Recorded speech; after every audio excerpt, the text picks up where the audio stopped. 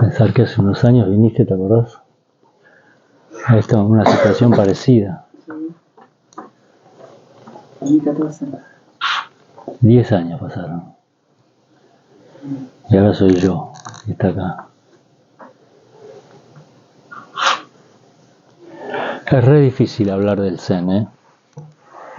Es re difícil. Yo empezaría diciendo como que tiene dos caras. Una que es fácil. A ver, voy a poner un ejemplo. Sí, vamos a hablar del té en vez del Zen. El té que estás tomando vos ahora. ¿Me podría hablar cuál es la historia del té? ¿Dónde se fabrica? ¿Cómo se elabora?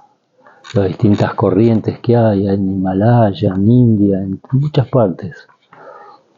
Cómo llegó a la Argentina el té. Podría estar hablando horas y dar un montón de información. ¿Sabríamos lo que es el té? No. ¿Cuál es la única manera de saber lo que es el té? Así de sencillo. Con el Zen es exactamente lo mismo, exactamente lo mismo. Podríamos hablar horas de su historia, de cómo nace, de quién nace, de su trayectoria para llegar a un pueblito perdido en el mundo que es San Antonio Areco, y no sabríamos nada. Si me paso un día hablando de eso, que podría serlo, ¿eh? Y no sabríamos nada. Tendríamos más información.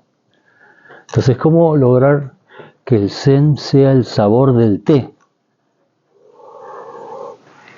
Hay una sola forma, tomarlo. En otras palabras, practicarlo. Yo creo que este día lo que podríamos hacer es hablar un poco, si querés, de la estructura, del origen, del Buda, de esos 3 personajes que están ahí. Podríamos hablar un montón de cosas, pero como parte de... Es como darle un exoesqueleto, una estructura. Pero la experiencia, que es lo que realmente vale, lo que es profundamente transformadora, es experiencia directa. No hay otra.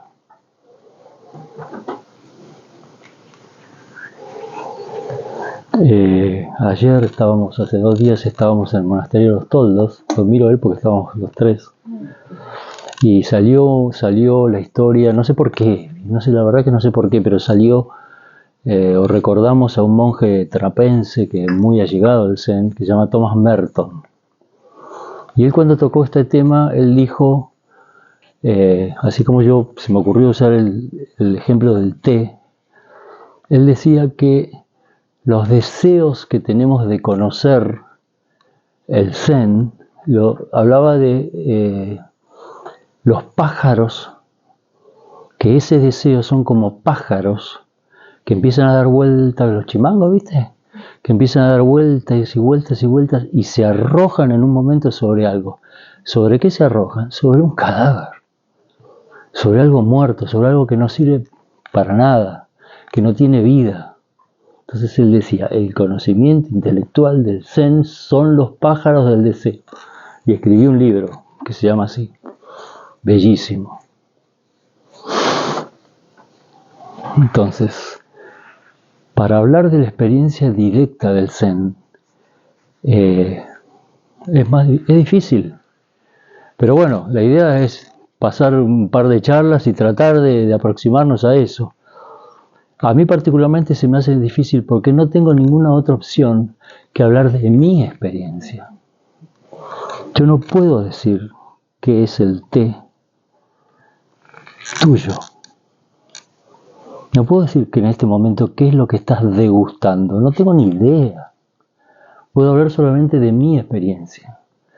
Ahora, también, y corro el riesgo de ser autorreferencial, estar hablando de mí. Pero realmente les pido que me crean. Yo no voy a decir una palabra en la cara esta de la experiencia que no sea propia. No se me ocurre transmitir lo que otros viven. No se me ocurre decir cuál es mi experiencia del té por lo que a vos te pasó con el té. Y es muy sencillo lo que digo, ¿no? Es muy básico. Ahora, es tan potente la experiencia directa del Zen como para generar lo que generó, y ahora me vuelvo al aspecto histórico. Es tan potente para haber marcado, para haber sido el eje de por lo menos la mitad del planeta, no la parte occidental, que sí tuvo muchas similitudes, lo vamos a ver también, pero básicamente fue en India y China. Después vino Japón y sudeste asiático, pero es esa experiencia tan directa como para haber generado lo que generó, haber influido en culturas de forma radical, principalmente la japonesa, no tanto la china, pero principalmente la japonesa. ¿Qué tendrá eso?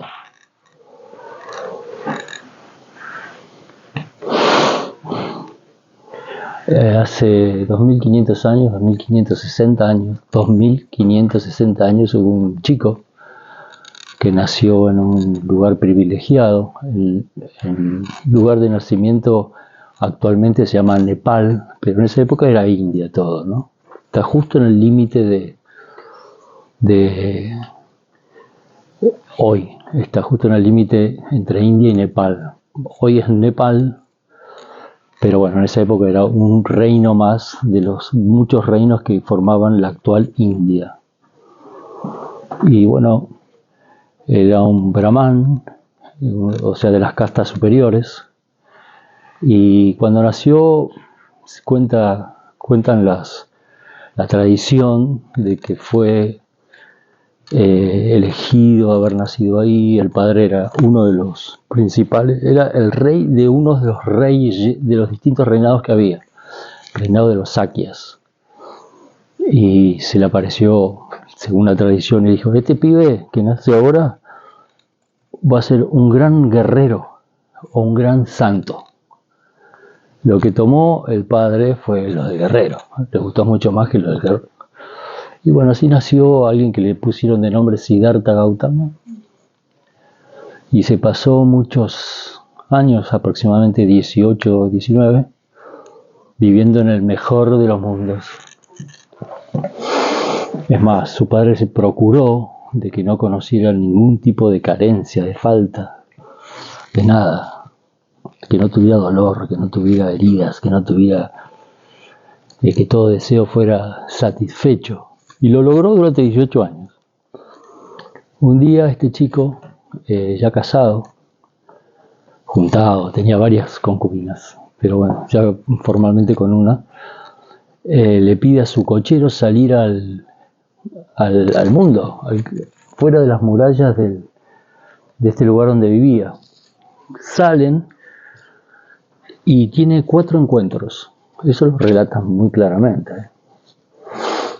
El primer encuentro es con un enfermo. No, el primer encuentro fue con una persona carenciada, pobre, muy común en esa época. Y le pregunta a su cochero: ¿yo voy a pasar por esto? Ah, pues no. Vos, olvídate. Ok. El segundo es un enfermo con el que se cruza. Y le pregunta a su cochero: ¿yo voy a pasar por esto? ¿Por esta enfermedad? Mirá, no creo, porque las cosas en el palacio están muy bien, no creo que llegues a esto. El tercer encuentro es con un moribundo. Y le dice: ¿yo voy a pasar por esto? Y ahí ya no pudo el tipo de decir: sí, vos te vas a morir. Todos nos vamos a morir. Ah, dice este chico, qué cagada. El cuarto encuentro es con un muerto. Le vuelve a preguntar lo mismo: ¿vos te vas a morir? Sí, todos nos vamos a morir. Eso lo choqueó enormemente, y ya de regreso se encuentra con un... hoy el término sería como un monje. Y el tipo encuentra en una persona así, no enferma, pero con muy carenciado, una mirada que lo perturba, una mirada de paz que lo perturbó enormemente. De ahí empieza un proceso, se le despierta un proceso personal enorme, fuertísimo. Padre, y le dice: yo la verdad que no quiero ser el rey de los guerreros, quiero buscar la mirada que encontré en esa persona. El padre no se lo permite de ninguna manera, se queda. Pero bueno, yo hasta que no me lo permitas, hasta que no me autorices, eran así, relaciones muy verticales, ¿no? Yo no me voy a ir, pero me quedo acá. Y no se movió durante, según la tradición, un montón de días, hasta que el padre se rinde y dice: bueno, ok, andate, haz lo que quieras. Su gran duda fue su mujer y su hijo, a ver qué hacía. ¿Qué hago? ¿Los dejo? Y toma la decisión de dejarlos y abandona el palacio. Lo primero que hace es entrar en prácticas intensísimas de lo que hoy llamaríamos yoga, con un enorme compromiso corporal. De hecho, hay un lugar en India donde es una cueva, donde está simulado la situación a la que llegó. Es una estatua de bronce que es piel y huesos. Lo único que según él, de adelante se tocaba la columna de lo flaco que estaba. Y lograba un montón de experiencias. El tipo lograba experiencias místicas muy, muy profundas, muy elevadas, pero irremediablemente volvía a donde había salido, al cuerpo. Y eso no lo convencía, decía: no puede ser, yo tengo que lograr un estado diferente, un estado superior. Y entra en una especie de crisis, en su ascesis, a punto de morirse, y se retira de esta comunidad, eran 7, y dice: yo por acá o me voy a morir, pero no voy a encontrar la estabilidad que estoy buscando. Se encuentra con una chica ahí que le da de tomar leche, y los compañeros lo echan, le dicen: vos sos un débil. Bueno, el tipo se va y dice: yo lo que voy a hacer es voy a encontrar mi propia estabilidad y me voy a sentar a meditar y no me voy a mover hasta que la encuentre. Bueno, y la encontró. La fecha se sabe por un tema un tema astrológico, no es porque había un calendario, lejos de haberlo. Y por eso que se habla del 8 de diciembre, porque es el equinoccio de no sé qué, ¿viste? No sé bien cuál fue, pero ese día, después de estar un tiempo indeterminado, no se sabe, sentado bajo una higuera, se produce lo que se conoce como el despertar. Lo que él dice en ese momento es, no me acuerdo literalmente lo que dice, pero dice: lo que yo estoy viviendo lo puede vivir cualquiera.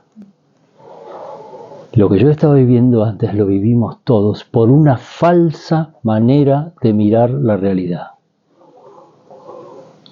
Nada más que eso dice. No habla de aspectos místicos, no habla de situaciones que lo hayan sacado de su cuerpo, no,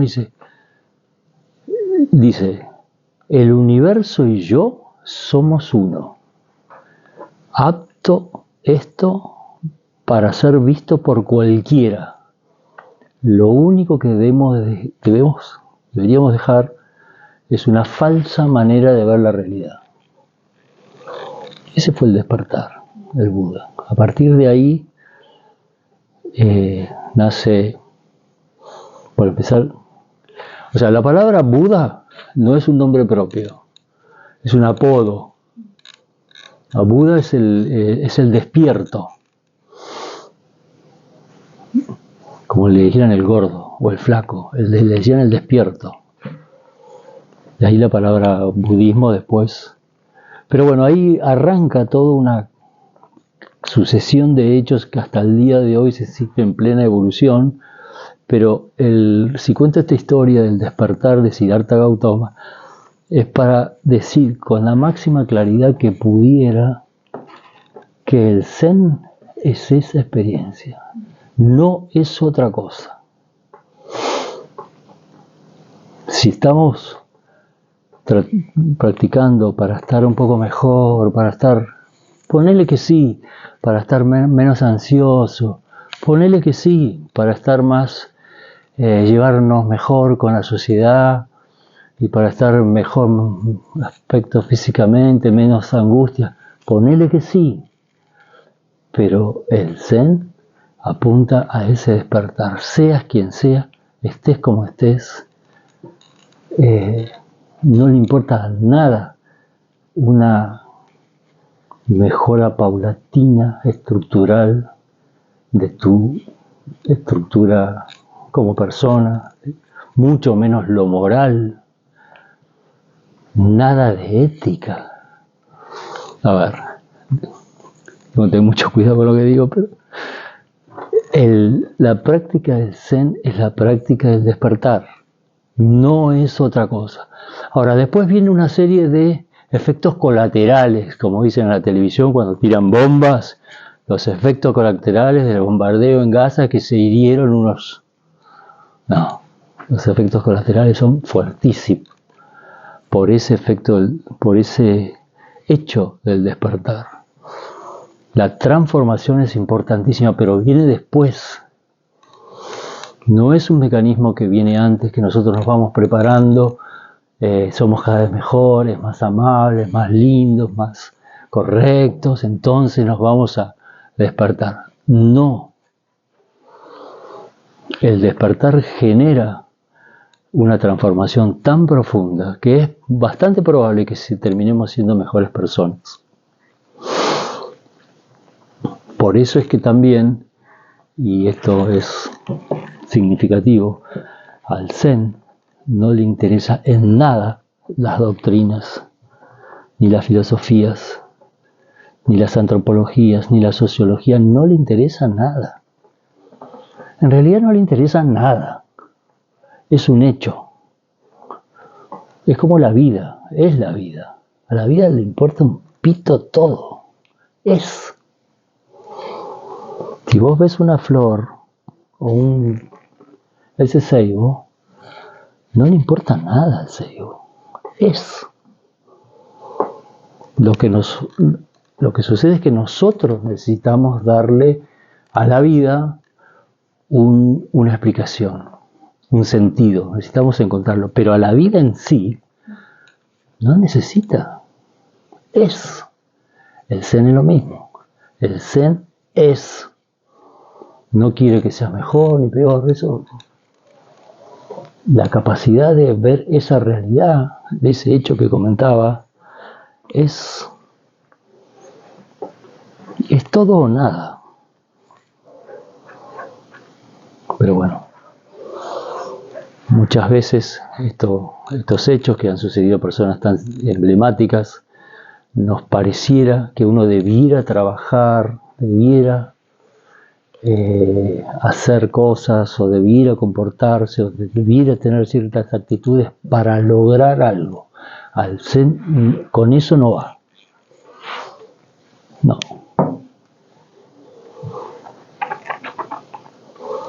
El despertar para el Zen es inmediato.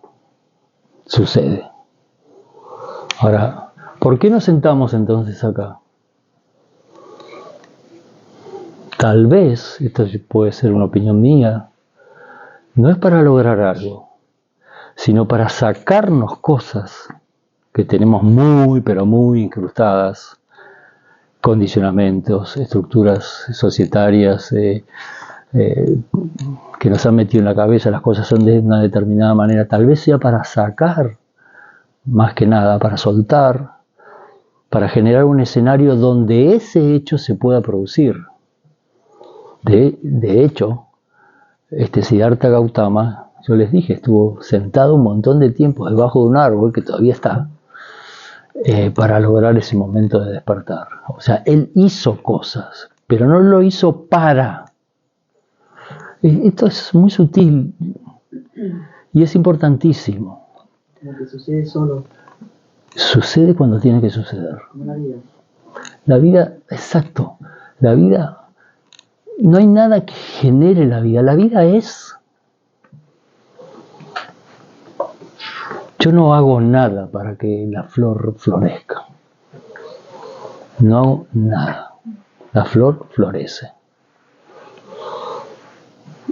El despertar se produce. Ahora, obviamente, si vivo en ciertas condiciones de toxicidad, de logro, de éxito, de dinero, en forma extrema, es poco probable que eso suceda.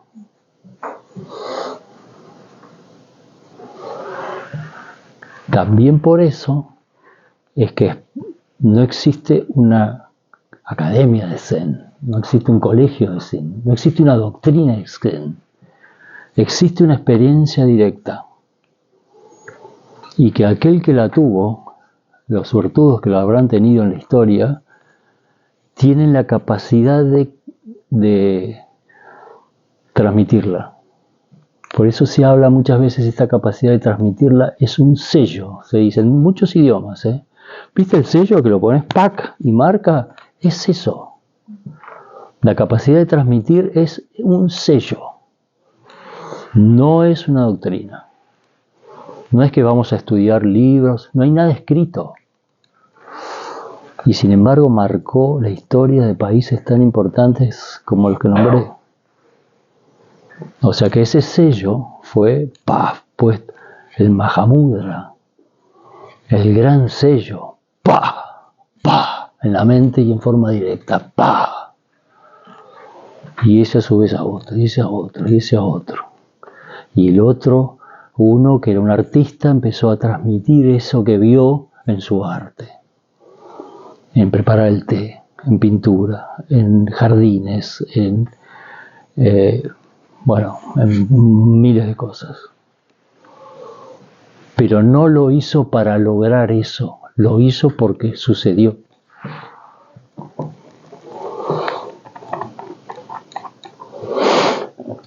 Hay otro gran pico en la historia del Zen, que es ese tipo que está ahí, en ese cuadrito. Eso es un dibujo. Él está, Hunen, está como está ahí, eso es un dibujo. Esto sucedió en el año 560, ya después de Cristo, y está como el dibujo, está incorrupto. Le hicieron los chinos cuando tomaron Tíbet, le hicieron mucho daño a su cuerpo, pero después lo restauraron y está como ese dibujo. También este sello que se fue marcando a través de los años, que nace con Siddhartha Gautama el Buda, pasan un montón de años, pasan desde el 560 a.C. hasta el 500 después de Cristo, y se va transmitiendo dentro de India, hasta que aparece un indio que dice, bueno, yo me voy a otro lado, y se va a China. Y ahí empieza esta sucesión, ese sello empieza a suceder en China. Este chico, Hunen, estaba trabajando, esto sí se sabe bastante bien, porque él mismo escribe lo que le pasó, y se hace una autobiografía, entonces sabe bastante bien. Estaba trabajando recogiendo leña en una familia pobre de China, del sur de China, y pasa un monje recitando lo que se llama el Sutra del Loto. Y se impacta y dice, ¿pero qué estás diciendo? Le pegó, se flasheó, como diríamos ahora. Entonces dice, no, esto me lo enseñó lo estudié un abad en un monasterio más al norte, en el río Amarillo, Tangsen, que es bastante más arriba de donde estaban. Y el chico dice, yo voy ahí. Le cuesta un montón convencer a su madre de que se tenía que ir. Los chinos son muy familiares, re familiares son. Y bueno, al final consigue a alguien que se pueda quedar con su madre y él se va. Hasta que llega a un monasterio y el abad le pregunta: ¿y qué venís a hacer acá vos? 16 años, era muy flaquito. Y dice: no, yo vengo a estudiar con usted, le dice. Y él le dice: pero los del sur no tienen ninguna capacidad de nada, le dice. Y el chico le contesta: hay cosas que no tienen nada que ver si seamos del sur o del norte. Y eso el abad, dijo, este pendejo algo entiende. Y lo manda a la cocina a descascarillar arroz. Hay unos dibujos muy divertidos, porque era tan flaquito. ¿Sabes? El arroz lo descascarillaban así, mira, era como una hamaca, así, como un tobogán. Entonces ponen el arroz acá y largan esto, ¡pah! Y le pegaba. Entonces se va descascarillando. Pero era tan livianito, que por más que se bajaba, ella no hacía así. Entonces se ponía unas piedras enormes para pararse acá, y cuando se bajaba el tobogán hacía tac. Entonces, el típico cuadro de Junín. Y llega un momento que este abad lo va a ver a él, se da cuenta que era un chico muy despierto, en realidad era un iluminado a los 17 años, de una iluminación feroz, digamos, completa, radical. Y le dice: ¿cómo estás? No, bien, todo bien. Voy a hacer una propuesta a la comunidad. Eran 2000 monjes y había uno, el principal, que era el sucesor cantado. Dice: voy a pedir que el que quiera escriba una pequeña poema, que me lo cuelguen en la cartelera, como tenemos ahí, y en base a eso yo voy a elegir quién es mi sucesor. Todos daban por hecho que el sucesor se llama Hun Jin, que iba a ser el ganador.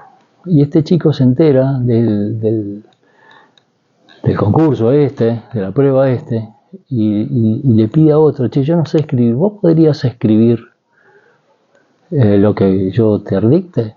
No, vos, ¿qué vas a escribir vos? Pero bueno, dale. Esto no lo quiero decir bien literal, por eso me lo anoté acá.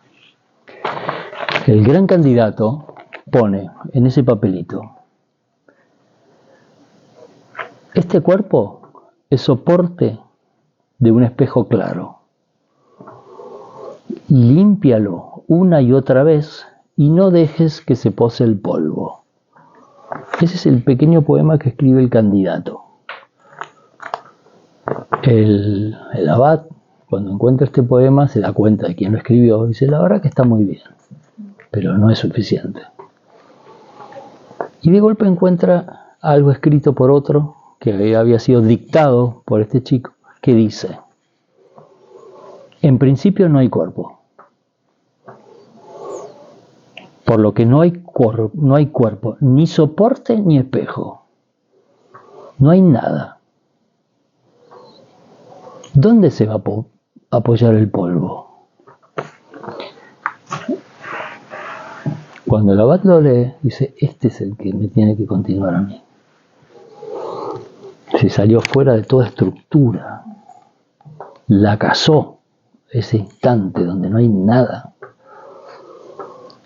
A sabiendas de lo que le podía pasar a la noche, lo va a ver al cuarto y le pregunta una frase muy común que se usa en muchas cosas. Dice: los chinos no piensan ni hablan en forma, ¿cómo se dice? Abstracta. No hablan no tienen conceptos abstractos. La palabra iluminación para ellos no les significa nada. Entonces se pregunta: ¿está cocido el arroz? Bien concreto: ¿está cocido el arroz? Y él le contesta, sí, pero nadie lo viene a ver. Él le dice, sí, estoy iluminado, pero nadie me da bola. El abad ya se había dado cuenta de eso. Le dice, mira, te nombro mi continuador, pero te sugiero, y yo te voy a apoyar, que desaparezcas de acá porque te van a matar. Las envidias, luchas de poder que existen en todas partes te van a limpiar.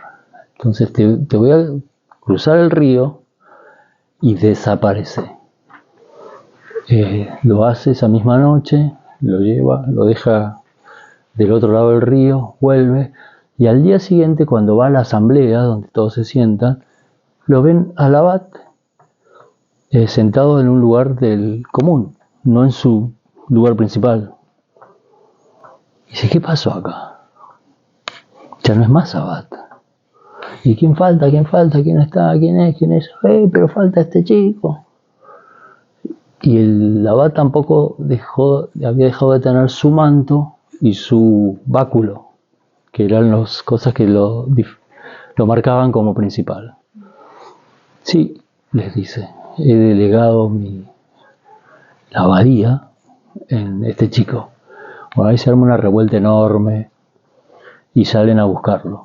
Dicen, este tenemos que encontrarlo, tenemos que limpiar. Y sobre todo uno, no me acuerdo el nombre, era un ex militar, muy preparado para perseguir, y lo persiguen, y lo persiguen, y lo persiguen, y este se viene, zafa de una, zafa de otra. Está contado por él, por eso es que más o menos se sabe esta historia. Y a este empedernido perseguidor lo van dejando, la gente se empieza a cansar, bueno, déjalo, hasta que lo encuentra estando solo él. El tipo dijo, yo lo voy a encontrar, y siguió solo, lo encuentra. Y lo encuentra sentado, y tenía el báculo apoyado que le había dado el abad, apoyado a un costado. Y cuando lo primero que atina a hacer este perseguidor es agarrar lo que significaba el poder, el mando, y no lo puede sacar, no lo puede levantar. Y este chico le dice, vos podrías levantarlo, nada más. Y ahí se le produce un fenómeno interior, íntimo, un despertar a este tipo, y le contesta, yo quiero que vos seas el que me dirige. Y este chico le dice, no, tenés que volver al monasterio, seguí con tu vida, yo ahora no puedo, ahora me voy a tomar un pequeño lapso. Y el tipo se vuelve, y él durante 10 años no se sabe nada de este chico, se retira por completo, y bueno, hasta que considera que ya puede volver a hablar y contar su experiencia. Estos 10 años en la historia de él son claves, porque la maduración de un proceso de despertar no es instantánea. Es instantánea el despertar, pero no es instantánea la maduración de la persona. Son dos cosas que van diferentes. No es lo mismo. Si somos una persona de mierda y tenemos un proceso de despertar súbito, vamos a seguir siendo una persona de mierda. Difícil de entender, ¿no? Pero esa transformación nos va a ir mejorando. Ahí está lo entendible. Despertar es ver las cosas tal cual son, sin filtros, sin nada. Y a partir de ahí uno empieza tal vez a mejorar sus características propias de toda persona, ¿no? Que pueden ser buenas como pueden ser malas.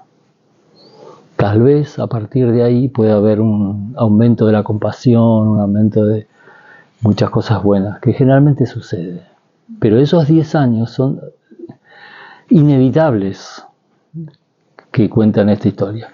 La historia termina que el chico, no termina, empieza tal vez que este chico decide volver y se encuentra y llega a otro monasterio también muy, muy conocido, que todavía existe, de muchísimos monjes, y se encuentra una pelea entre los dos bandos del monasterio. Se están peleando por una disquisición teórica. Un bando dice, están mirando una bandera que flamea, y un bando dice, lo que mueve la bandera es el viento. El otro bando le dice, la bandera se mueve porque sí. Discusiones. Y este chico se acerca y le preguntan a él, se ve que algo tenía, ¿no? Algún carisma tenía. ¿Y vos qué opinás? Dice, lo único que se está moviendo son sus mentes, le dice. Y se dan cuenta enseguida y él se va de ese lugar y ahí empieza su historia como uno de los principales, tal vez el principal, en explicar lo que es el yana, le decían ellos, o yan en chino, la experiencia que había vivido. Esos son los dos grandes hechos. Sigo sin decir nada de la experiencia del Zen. Sigo contando anécdotas. Por eso mi propuesta es que en estos pequeños cortes hagamos una experiencia. A ver si por lo menos le podemos sentir el olor a esto. El olor al té, por lo menos. Ahora, hay requisitos, sí, requisitos básicos. Requisitos mentales que debiéramos auto manejar como para darle una chance a captar algo. Tal vez, me parece a mí, no sé si es así, pero uno de los más importantes es el silencio.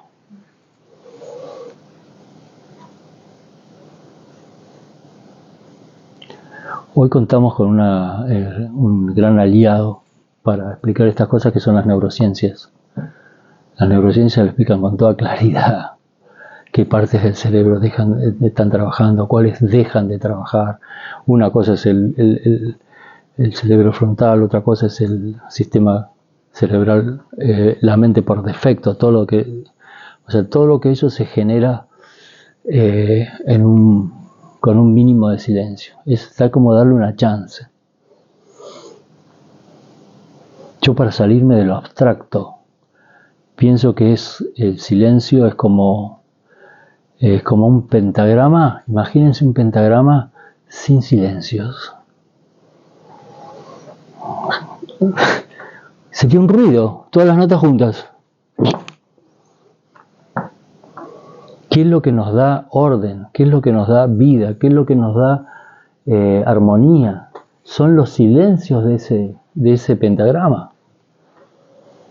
Pero bueno, son cosas que nosotros no estamos acostumbrados a vivir. Después las vamos descubriendo, pero no, a mí por lo menos nadie me dijo, en el silencio vas a entender todo.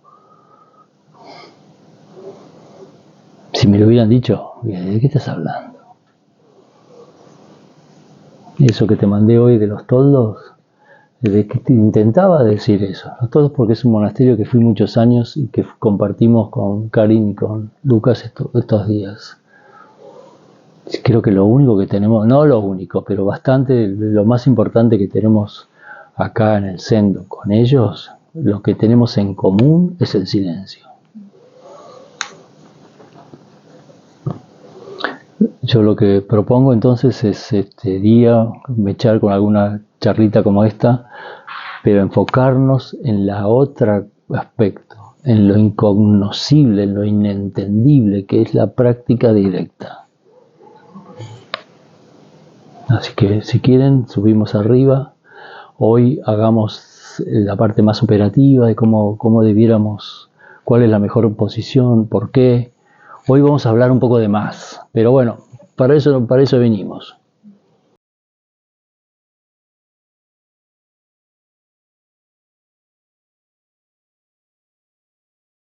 Así que sí. Yo cuando escucho el despertar, me resulta algo de una persona, me sale decir más elevada que yo, pero ponele con más capacidades o con más paso, con más algo. Y lo siento como algo muy lejano el despertar, como algo que primero es poco palpable, poco... que entiendo que cuando lo ves lo sentís o cuando lo que fuere, pero así, sin tener el despertar como destino, como objetivo, también siento que practicar el silencio, o sea, la meditación, me ayuda, independientemente de que no es mi objetivo el despertar. ¿Entiendes lo que digo? Es capaz que cae como una manzana que cae, lo veo muy lejano, no sé, te entiendo lo intelectual, las palabras en el español las entiendo, pero me cuesta mucho imaginarme a mí en una capacidad de eso. Sí, bueno, pero mira, fíjate vos una pregunta, pero para que puedas decirme cómo yo te puedo tirar tips, tampoco te creas que la tengo. Pero sin embargo, el principal maestro zen japonés, que es el que rige toda una rama, que lo vamos a hablar mañana, toda una rama del zen, que es el Soto Zen, que se llama Dogen Zenji, que marcó un quiebre en la historia del zen y sobre todo en Japón. Él dice: sentarse, practicar y despertar es lo mismo. No me rompan las pelotas con explicaciones. Él dice: sentarse es despertar. Y nosotros nos sentamos y no pasa nada. Pero él te dice: salite de todo concepto, salite de todo posibilidad, salite de toda expectativa. El sentarse y el despertar es el mismo hecho. Yo te diría que creo en eso y que es un poco como decirte: mira, no dividamos tanto. A ver, zambullirte y mojarte son dos cosas. Una cosa es zambullirse y otra cosa es mojar en nuestra mente conceptual, pero la realidad es una sola. ¡Pum! La descripción es diferente. En el momento que vos estás sentado, abismado, y con una mente sosegada, no quiere decir detenida, es un momento de despertar. Esa es la respuesta a rajatabla que te dicen las personas que saben más que nosotros. Bueno, vamos arriba, hacemos una práctica.